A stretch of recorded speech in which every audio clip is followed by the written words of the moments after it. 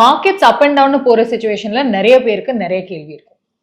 நம்ம ஃபண்ட் நல்லா பெர்ஃபார்ம் பண்ணுதா, இப்போ இன்வெஸ்ட் பண்ண கரெக்டான டைமா, கேஷை யூஸ் பண்ணமா இல்ல கண்டினியூ பண்ணுமா, எங்க இன்வெஸ்ட் பண்ணணும், இந்த மாதிரி நிறைய கேள்வி வரும். அதுக்கு தான் ஆஸ்க் M2W எனிதிங். நம்ம personal finance and market related டவுட்ஸ்க்கு டைரக்டா எங்க எக்ஸ்பர்ட்ஸே ஆன்சர்ஸ் கொடுக்குற ஒரு சூப்பர் இனிஷியேட்டிவ். ஆனா எப்படி பார்ட்டிசிபேட் பண்றது? சிம்பிள். வீடியோ டிஸ்கிரிப்ஷன்ல இருக்கிற ஃபார்மை ஃபில் பண்ணுங்க, உங்களோட டவுட்ஸை ஷேர் பண்ணுங்க. Ask M2W anything because the right advice matters.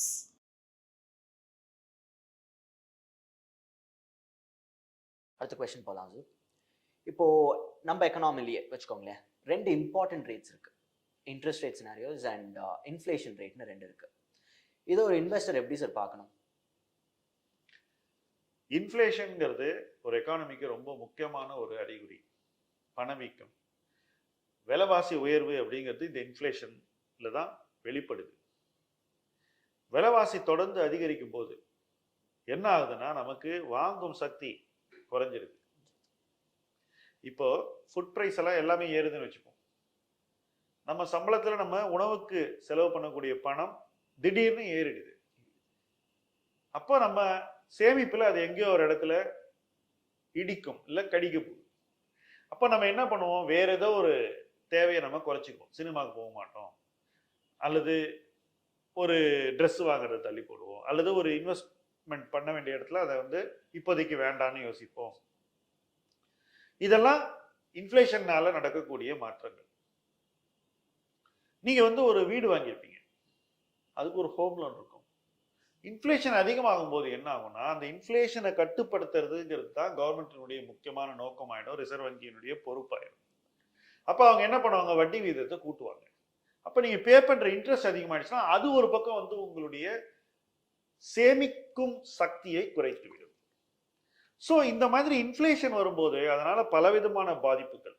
நீங்கள் ஒரு பைக் வாங்கணும்னு நினைக்கிறீங்க, வட்டி விகிதம் குறைவாக இருக்கும்போது உங்கள் இஎம்ஐ கம்மியாக இருக்கும், ஈஸியாக நீங்கள் வாங்க முடியும். வட்டி விகிதம் கூடிடுது இன்ஃப்ளேஷன்னால. கவர்மெண்ட் வந்து வட்டி விகிதத்தை கூட்டி தான் ரிசர்வ் பேங்க் மூலமாக இன்ஃப்ளேஷனை கட்டுப்படுத்துவாங்க.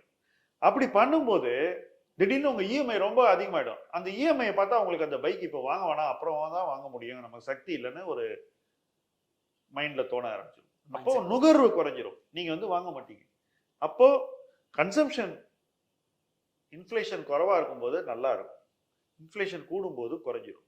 அதே போல பர்ச்சேசிங் பவர் இன்ஃப்ளேஷன் குறைவா இருக்கும்போது எல்லாருக்குமே நல்லா இருக்கும். இன்ஃப்ளேஷனே இருக்கக்கூடாது அப்படின்னு நிறைய பேர் பேசுறாங்க நம்ம ஊர்ல. இது தப்பானது. ஏன்னா மாடரேட் இன்ஃப்ளேஷன் இருந்தா தான் ப்ரொடியூசருக்கு ஒரு இன்சென்டிவ் இருக்கும். இல்லைன்னா அவனால வந்து இந்த உற்பத்தி பண்ணதுக்கு அவனுக்கு ரிவார்டே கிடையாது. இப்போ நீங்க ஒரு வேலையில இருக்கீங்க, போன வருஷம் உங்களுக்கு ஒரு வேலைக்கு ஒரு 50,000 கொடுக்காங்கன்னு வச்சுங்க, வருஷம் அதே 50,000 கொடுத்தா நீங்க அதை வாங்குவீங்களா? ஹைக் எதிர்பார்ப்போம் சார். ஹைக் எதிர்பார்க்குறீங்கல்ல.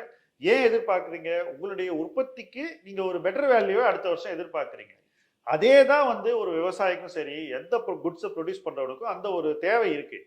ஆனா நீங்க வந்து 50,000 பதிலாக நீங்க திடீர்னு எனக்கு 1 lakh கொடுன்னு சொன்னாக்கா, திடீர்னு உங்களை வந்து எம்ப்ளாய் பண்றவங்க வந்து ஐயோ எனக்கு கட்டுப்படி ஆகாது, 2 பேரை நான் வந்து குறைச்சிக்கிறேன் அப்படின்னு ஆரம்பிச்சிருக்கேன். அப்போ அந்த டிமாண்ட் குறைஞ்சிருது.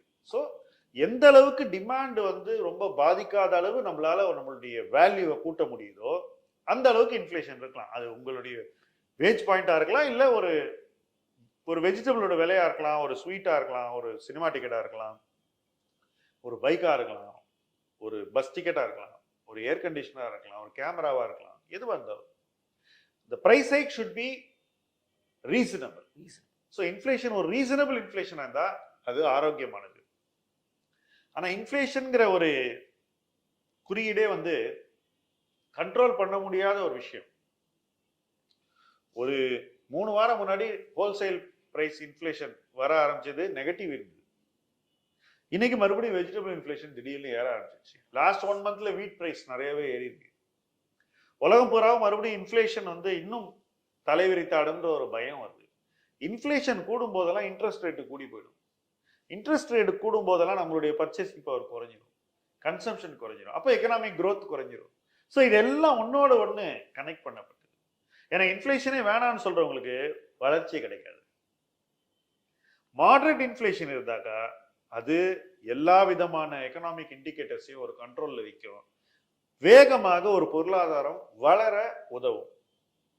இன்ஃப்ளேஷனே இல்லாம இருந்தாலும் அது நடக்காது, இன்ஃப்ளேஷன் ரொம்ப ஹையா இருந்தாலும் நடக்காது. ஸோ இன்ஃப்ளேஷன்ங்கிறது நமக்கு ரொம்ப முக்கியமான ஒரு குறியீடு. எப்படி நம்ம ஹியூமன் பாடிக்கு டெம்பரேச்சரோ அந்த மாதிரி. இப்போ இந்த நியர் ஃபியூச்சர்ல inflation rates or interest rate scenarios எப்படி இருக்கும்னு நினைக்கிறீங்க சார் நீங்க? உலகம் பூராவும் இந்த இன்ஃப்ளேஷனை கண்ட்ரோல் பண்ண இப்போ ஸ்ட்ரகிள் பண்ணிட்டு தான் இருக்காங்க. இந்தியா வந்து ரிலேட்டிவா லாஸ்ட் ஒரு 12 monthsல நல்லா பண்ணோம். ஆனா இன்னைக்கு நாம பேசிக்கிட்டு இருக்கக்கூடிய சூழ்நிலையில இன்ஃப்ளேஷன் மறுபடியும் அதிகரிக்கும் என்பதுதான் என்னுடைய கணிப்பு.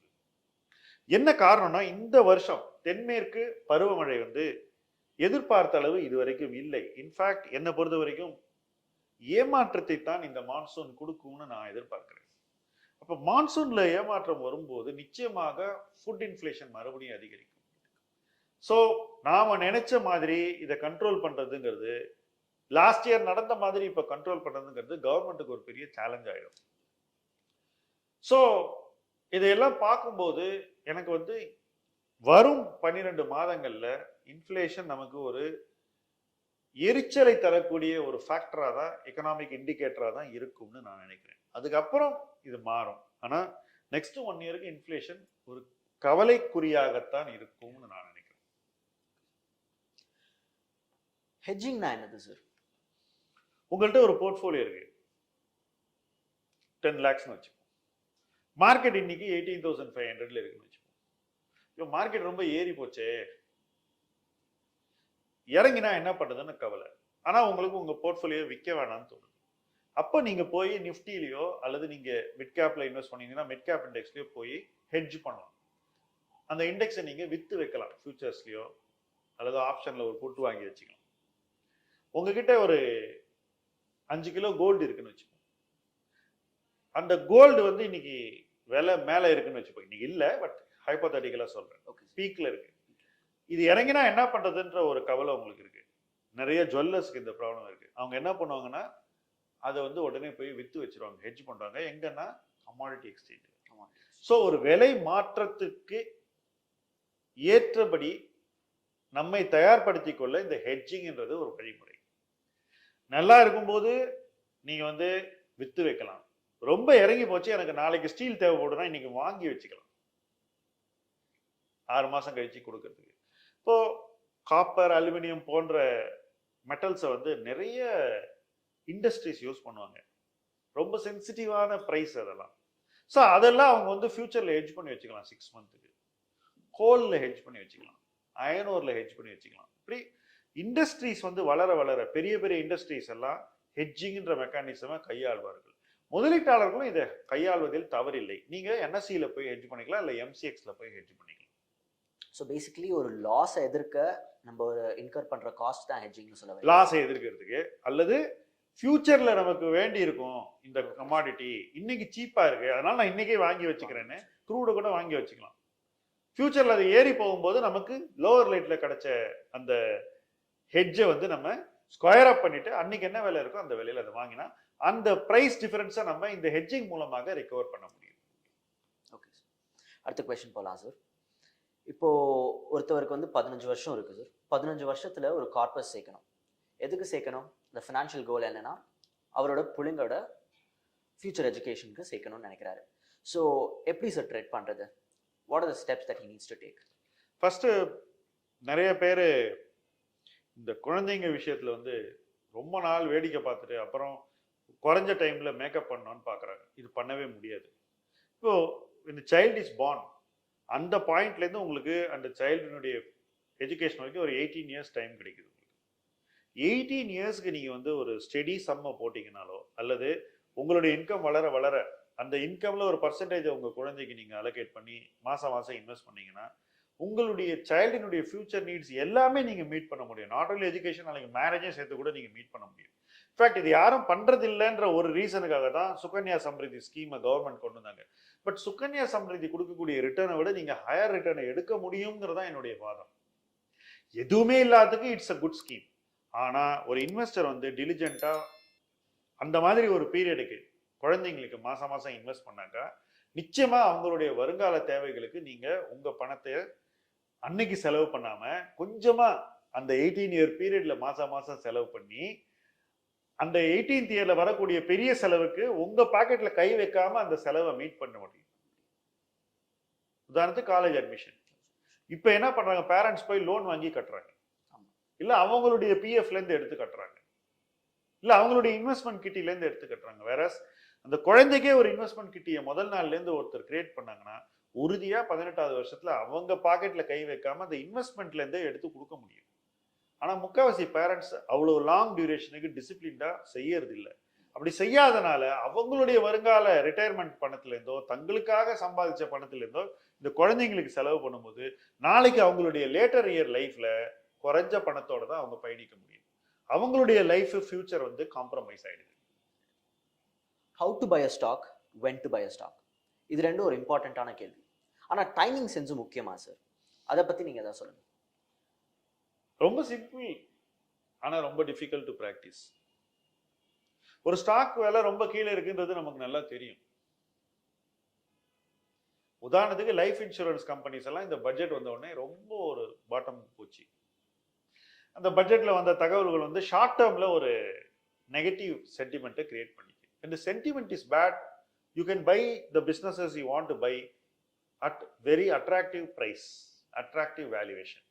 When the price is low and the valuation is attractive, but there is a negative sentiment, நீங்க என்ன இன்வெஸ்ட்மெண்ட் பண்ணணும் அதை பண்ணணும். ஏன்னா sentiment is temporary, valuation is permanent. Sentiment மாறும், ஆனா அந்த வேல்யூவேஷன் நாளைக்கு மறுபடியும் கூடி பழைய இடத்துக்கு போயிடுச்சுனாக்கா அன்னைக்கு நீங்க கீழே வாங்கியிருந்தா தான் மேல லாபத்தை பார்க்க முடியும். ஸோ எப்பெல்லாம் சென்டிமெண்ட் வந்து டேமேஜ் ஆகுதோ ஒரு நல்ல கம்பெனியில அந்த சென்டிமெண்ட்டை நீங்க யூஸ் பண்ணிக்கணும். உதாரணத்துக்கு சொல்றேன், இந்த மேகியில வந்து கண்டாமினேஷன் இருக்கு, கெமிக்கல்ஸ் இருக்கு, மற்ற விஷயங்கள் இருக்குன்னு ஒரு கான்ட்ரவர்சி வந்தது. அப்ப நெஸ்லேயோடைய விலை 4500 ரூபாயில இருந்து 2500 ரூபாய்க்கு வந்தது உடனே. அதுக்கப்புறம் கவர்மெண்ட் சொன்னது எல்லாத்தையும் நெஸ்லே வந்து செஞ்சு ப்ரூவ் பண்ணி மறுபடியும் மார்க்கெட்டுக்கு வந்துட்டாங்க. அந்த 2500 இருந்து இன்னைக்கு கிட்டத்தட்ட 8 மடங்கு நெஸ்லேனுடைய விலை வளர்ந்திருக்கிறது. அந்த நெகட்டிவ் சென்டிமெண்ட் இருக்கும்போது அந்த கம்பெனி இதை நிறைவேற்றுவாங்க, அவங்களுக்கு அந்த மனசாட்சி இருக்கு, அதை சரியா பண்ணுவாங்க, தப்பு செஞ்சிருக்க மாட்டாங்கன்ற அந்த ஜட்மெண்ட்டை நீங்க பண்ணீங்கன்னா நீங்க அந்த இன்வெஸ்ட்மெண்ட்டை பண்ண முடியும். நான் 2 எக்ஸாம்பிள் சொன்னேன். ஒன்று சமீபம் இன்சூரன்ஸ், லைஃப் இன்சூரன்ஸ்ல நெஸ்லேயுடைய உதாரணம் வந்து சில வருடங்கள் முன்னாடி டிமானிட்டைசேஷன் போது டைட்டனுடைய விலை ரொம்பவே ஒரு சரிவை கண்டது. அங்கேருந்து இன்னைக்கு கிட்டத்தட்ட 11 மடங்கு வளர்ந்துருக்கு விலை.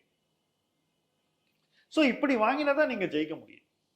எல்லாரும் வந்து விலை மேல இருக்கும்போது குதிக்கும் போது நீங்களும் அந்த ஆட்டத்துல சேர்ந்து ஆடினீங்கன்னா அதுல நீங்க பெரிய வெற்றியை காண முடியாது. எப்போ when the stock is out of favor, when sentiment is bad, you must buy the best companies. அப்பதான் நீங்க வந்து அந்த ஸ்டாக்கை சரியான நேரத்துல வாங்கினதாக நீங்க கருத முடியும்.